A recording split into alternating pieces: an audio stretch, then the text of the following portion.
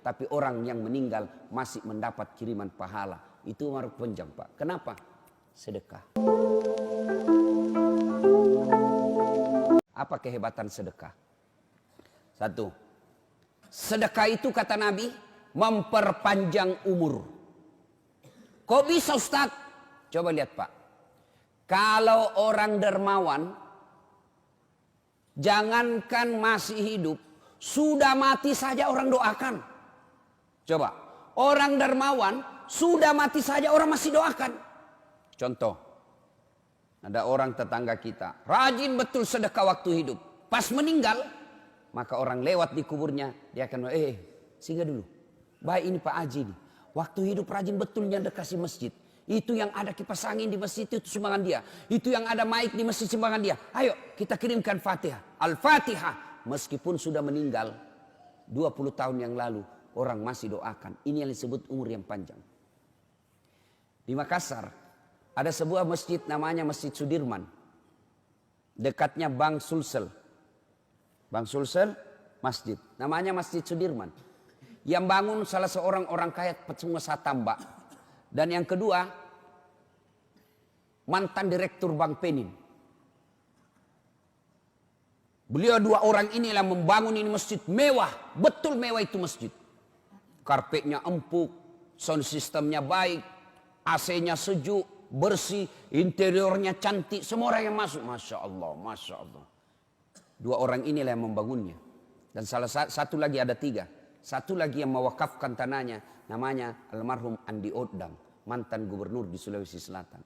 Hebatnya Pak, penghuni masjid itu bisa ribuan setiap Jumat. Tapi setiap Jumat MC-nya selalu berkata, sebelum khatib naik ke mimbar, mari kita kirimkan suratul Fatihah kepada tiga orang yang membangun masjid ini. Setiap berjamaah, terutamanya setiap Jumat. Inilah yang disebut umur yang panjang.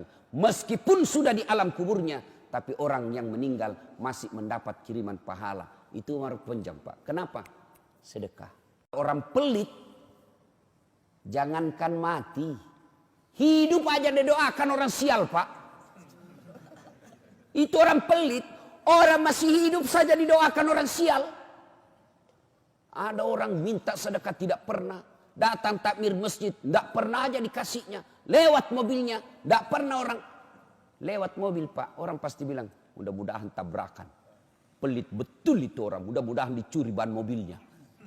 Itu masih hidup aja orang doakan sial Pak. Bagaimana kalau dia mati? Orang Bugis kata kalau dia orang mati, andrei lebu ajamu, dupai. Coba bayangkan. Itu yang disebut at-takazur. Berlomba-lomba memperkaya diri.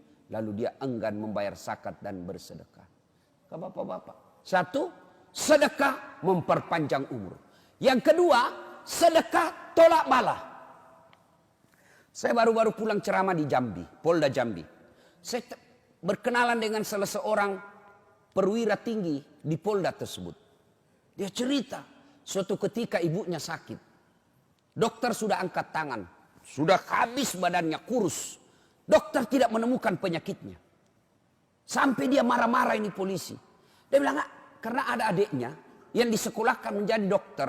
Dan dokter spesialis marah sama adiknya. Kau disekolahkan sama orang tua jadi dokter. Kok tidak bisa kau obati ini penyakitnya ibu? Marah-marah betul. Ilmu saya terbatas. Tidak bisa. Suatu ketika. Ada orang mau masuk pilkada. Maka dia mau jual pesantrennya Pak. Bayangkan. Gara-gara pilkada. Dia mau jual pesantrennya.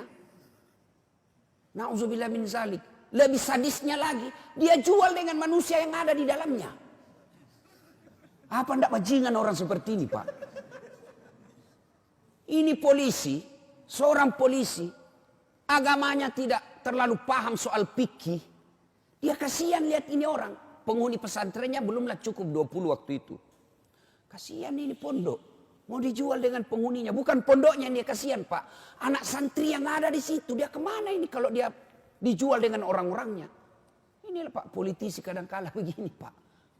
Kalau mau pilkada baik betul agamanya. Pakai serban. Pakai gamis. Masuk masjid. Kayaknya soleh sekali. Pasang baleho. Fotonya pun dia balik Pak. Pernah Bapak lihat itu politisi fotonya? Kan biasa kalau foto itu di atas kepalanya Pak ya. Ini di bawah kepalanya. Baru dia tulis di balehonya, siap jungkir balik untuk rakyat.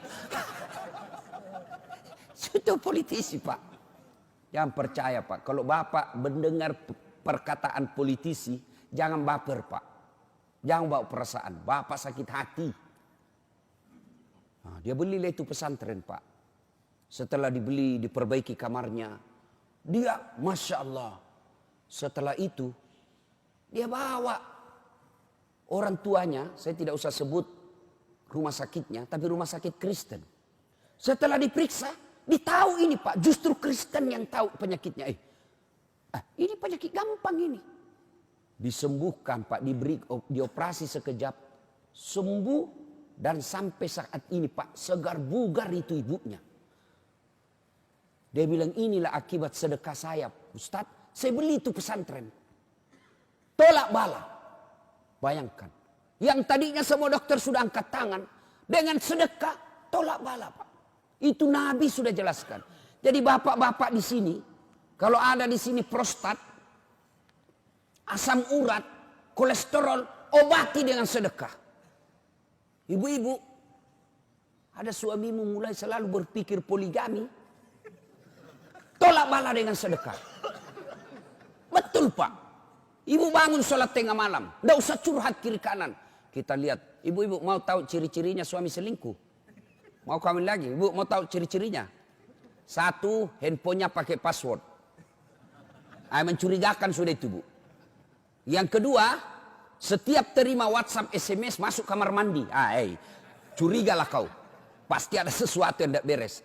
Nah kalau sudah begini suami, tidak usah kau curhat sama tetangga. Apalagi curhat di Facebook. Tak kusangka kau begitu. Romantis ketika kau masih muda. Semakin kau tua semakin menjadi-jadi. Tidak usah curhat seperti itu. Gimana caranya? Ibu bangun sholat hajat tengah malam.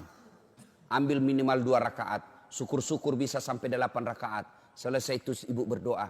Ya Allah, Engkau yang menitipkan rasa cinta dalam hati suamiku. Ya Allah, palingkan hatinya kepadaku.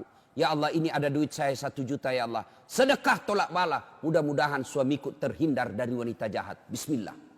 Coba amalkan.